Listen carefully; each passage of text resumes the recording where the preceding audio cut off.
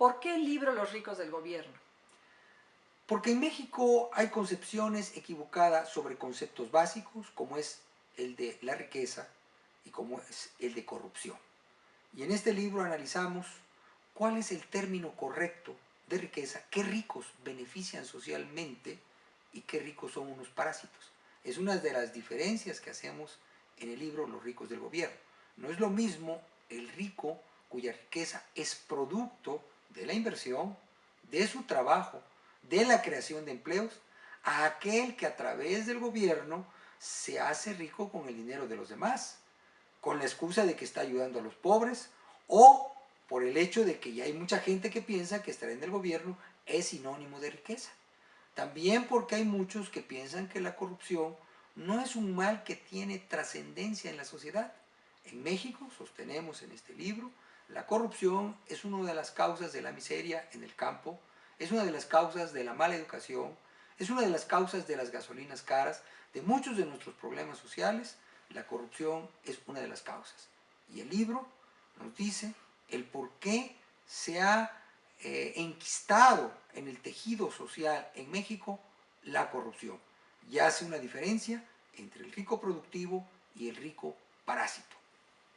¿Los mexicanos son corruptos por naturaleza? Hay la idea de que en México hay mucha corrupción, porque corrupción hay en todos los países. Pues en México hay mucha corrupción porque así somos los mexicanos, somos corruptos por naturaleza. No, esto no es cierto. Hay países como Japón, en donde hubo épocas en que eran corruptos. Hay países como Suiza, en donde fueron corruptos durante muchos años. En la época de los 20 en Estados Unidos había mucha corrupción. En México la corrupción no es porque el mexicano sea corrupto por naturaleza, sino porque tenemos una sobreregulación, tenemos leyes que propician la corrupción y también tenemos y hemos tenido durante muchos años, el siglo pasado, un sistema político de monopartidismo en donde se basó mucho en la corrupción, en donde todos se tapaban con la misma cobija. Y hay partidos que estructuralmente necesitan de la corrupción para sobrevivir como partidos. Esto es algo que documentamos en el libro. También tenemos monopolios estatales, los cuales son defendidos por personas alegando que es necesaria la soberanía, alegando que es necesario el proteger los recursos públicos, y atrás de estos monopolios hay grandes negocios. Hay también contubernio entre partidos políticos y sindicatos, es algo que nosotros analizamos en este libro, como también hay contubernios entre funcionarios y empresarios que se han hecho ricos a la sombra del gobierno. Estos son los que yo llamo los ricos del gobierno. ¿La corrupción solo existe en el gobierno? No, la corrupción también existe en la empresa privada. Y en mi experiencia en el sector público me he dado cuenta que atrás de la mayoría de los actos de corrupción hay empresarios que se ligan a estos actos de corrupción.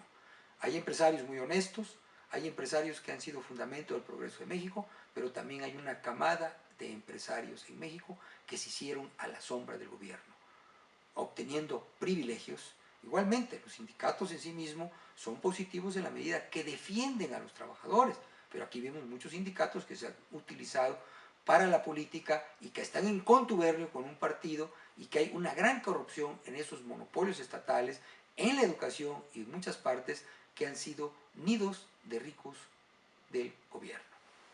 ¿Cómo ayuda la lectura del libro Los ricos del gobierno a reducir la corrupción? Bueno, generando en la gente una conciencia de las causas de la corrupción y de sus soluciones. La corrupción en México no es exclusiva de un partido político. La corrupción es producto de un sistema de monopolios de Estado, de monopolios de empresas, de monopolios de mano de obra por sindicatos. Es un sistema el que hemos vivido de intercambio de privilegios por dar votos, y esto también es corrupción. En México, el sistema corporativista ha sido un sistema que ha propiciado la corrupción. Por eso en el libro no tan solo documentamos hechos de corrupción, tipos de corrupción, sino que recomendamos cambios legales, recomendamos cambios políticos para reducir la corrupción en México.